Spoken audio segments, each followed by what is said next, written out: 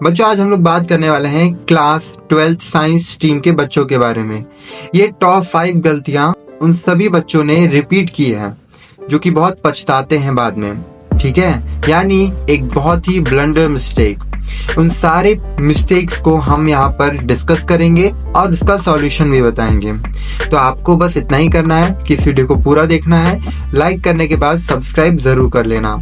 शुरू करते हैं। देखो, मिस्टेक नंबर 1, सिर्फ कोचिंग के भरोसे रहना। बहुत सारे बच्चे सिर्फ कोचिंग के भरोसे रहते हैं और उनके अंदर ये मेंटालिटी रहती है कि अगर मैंने ये वाली कोचिंग ज्वाइन कर ली तो मेरा अब सिलेक्शन हो जाएगा या फिर मेरे 90% आ जाएंगे। लेकिन याद रखो, जो कोचिंग होता है ना, उसका काम सिर्फ डायरेक्शन देना होता है, उस रास्ते पर चलना आपको पड़ता है। एनसीईआरटी को साइड में रख देते हैं बहुत सारे बच्चे और उसी को रिपीट करते हैं, यानी कि कोचिंग के नोट्स को बार बार रिपीट करते हैं। ये भी बहुत बड़ी मिस्टेक है।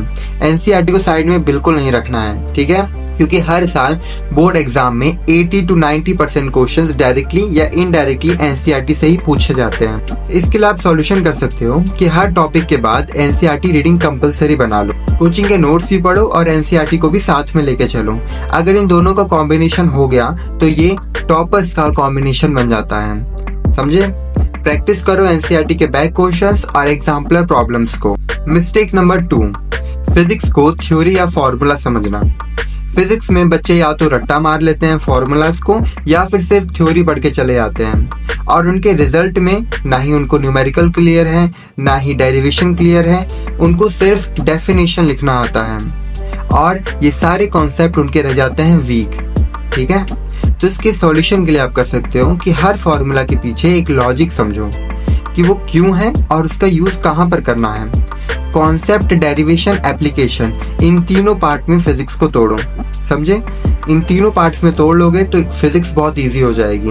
एग्जाम्पल के लिए न्यूटन्स लॉ को सिर्फ डेफिनेशन के लिए नहीं, रियल लाइफ एग्जाम्पल से समझो तो आपको वो हमेशा याद रहेगा। मिस्टेक नंबर 3, केमिस्ट्री में सिर्फ रट्टा मारना और कोई भी कॉन्सेप्ट को अच्छे से समझ ही नहीं पाते हैं और बाद में जाके एग्जाम में भूल जाते हैं। तो इनऑर्गेनिक से लेके ऑर्गेनिक तक ये सारे पार्ट को आप लोग सिर्फ रटते हो और फिजिकल उसको आप लोग स्किप कर देते हो।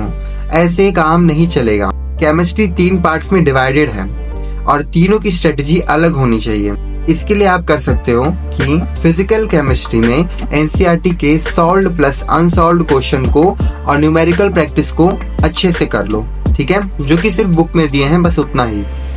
इनऑर्गेनिक केमिस्ट्री में एनसीईआरटी को लाइन बाय लाइन पढ़ो, रटना नहीं है, समझना है कि वहां पर जो लाइन लिखा है वो किस लिए लिखा है। ऑर्गेनिक केमिस्ट्री की बात करते हैं तो उसमें रिएक्शन के मैकेनिज्म समझो, शॉर्टकट ट्रिक्स का यूज करो और डेली उसको रिवीजन में लाओ। मिस्टेक नंबर 4, एनसीईआरटी को बहुत ही हल्के में लेना। बहुत सारे बच्चे एनसीईआरटी को बहुत बेसिक बुक समझते हैं, यानी इजी है ये समझकर उसको स्किप कर देते हैं।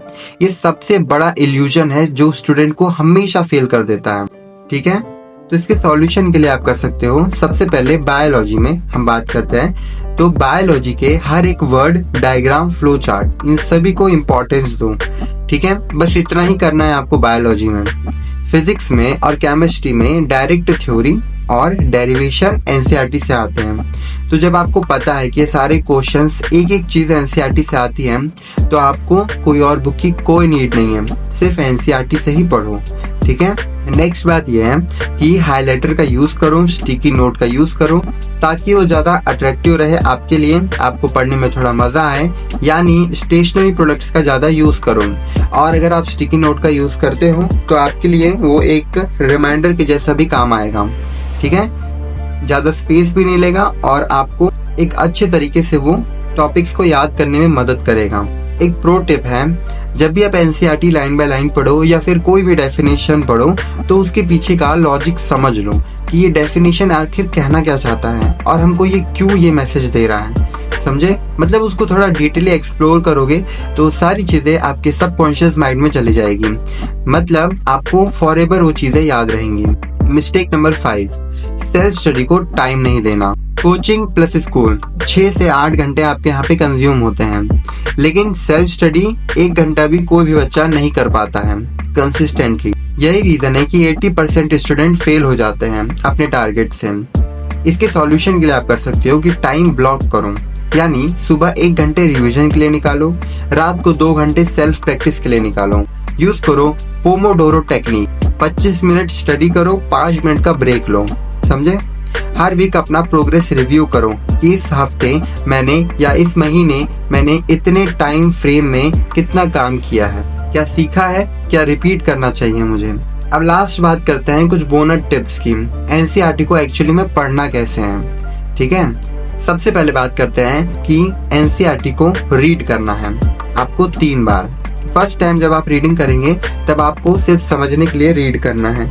सेकेंड टाइम आप जब रीड करोगे तो इम्पोर्टेंट पॉइंट को मार्क करना है, और जब थर्ड टाइम रीड करोगे तब आपको नोट्स बनाना है। समझे?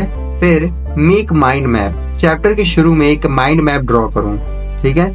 यानी आप ऐसा लिख सकते हो बीच में चैप्टर का नाम और उसके कुछ ब्रांचेस निकालकर आप उसमें ये लिख सकते हो कि ये टॉपिक इस चैप्टर में इंक्लूडेड है, और अगर आप चाहो तो उन टॉपिक को थोड़ा सा डिस्क्राइब भी कर सकते हो वहां पर, ठीक है।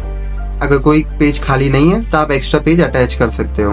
फिर थर्ड है टीच समवन, जो भी आपने सीखा, जो भी आपने समझा, उसको किसी और को समझाओ। अगर कोई भी नहीं है आपके पास तो आप अपने मोबाइल से बात कर सकते हैं, अपने मोबाइल को समझा सकते हैं, ठीक है। या फिर आप अपने फ्रेंड और फैमिली किसी की भी हेल्प ले सकते हैं। फोर्थ है use NCERT based question banks. Previous year के board question papers, exemplar, sample papers, ये सब एनसीईआरटी के आसपास ही होते हैं, तो इन सभी को प्रैक्टिस करना मस्ट होता है, ठीक है। आप लोग टेंशन मत लेना, जैसे जैसे आपके एग्जाम पास में आएंगे वैसे वैसे आपको एनसीईआरटी पे एक से बढ़कर एक वीडियो मिलेगी, ठीक है, जो कि आपको डायरेक्ट आपके एग्जाम में हेल्प करेगी, चाहे वो क्वार्टरली हो, हाफ ईयरली हो या फिर एनुअल हो। समझे? तो टेंशन बिल्कुल नहीं लेना है। अगर आप में से किसी के भी एग्जाम स्टार्ट होने वाले हैं तो आप लोग मुझे प्लीज कमेंट करके बता दीजिएगा, ठीक है। हम उस समय से एग्जाम बेस्ड वीडियोस डालना शुरू करेंगे। समझे? तो आज का वीडियो यहीं खत्म होता है बच्चों, और मैं आपको बता दूं कि क्लास 12th में आपको ज्यादा प्रेशर नहीं लेना है, आपको बस एक सिस्टमेटिक प्लान से हर दिन 2-3 घंटा पढ़ना है बस, ठीक है। आपके बहुत आराम से 95 प्लस मार्क्स आ जाएंगे। इसी के साथ अगर आपको ये वीडियो पसंद आई हो तो लाइक जरूर कर देना, कमेंट में जरूर बताना कि आपके एग्जाम कब से शुरू हो रहे हैं और आपको ये वीडियो कैसा लगा। मैं मिलता हूँ आपसे अगले वीडियो में, तब तक के लिए एनसीईआरटी पे वीडियोस देखते रहिए और सपोर्ट करते रहिए।